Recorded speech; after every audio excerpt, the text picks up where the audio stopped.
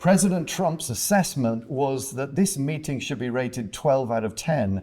But I think we can safely say that that is mostly Trump's bluster. If you look at the details of what was agreed, it looks like much more of a truce than an actual deal. Absolutely. I think it's really a temporary ceasefire as what you have just described. However, this temporary ceasefire is much needed by both Washington and by Beijing. Now, on the Washington end, obviously, President Trump is able to justify to his domestic supporters, I have managed tariff issue with China.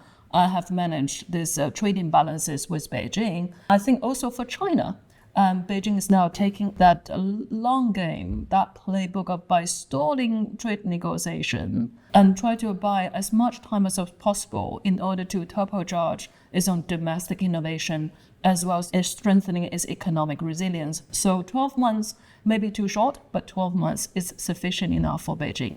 There are some concrete details. For instance, the average US tariffs on Chinese goods have gone down from 57% to 47%, but most of the other key elements of this are much more in the nature of suspensions of actions that one side is taking against another. We all know that in these very complicated trade agreements, the devil is in the detail, and it seems to me that the detail has not yet been nailed down. I think instead what we have is really a parameter of a framework between China and the United States on how the trade deal would look like. Anything without a signature from both President Xi and President Trump, that does not contain as a deal in itself. So anything needs to be written down and to be signed by both leaders.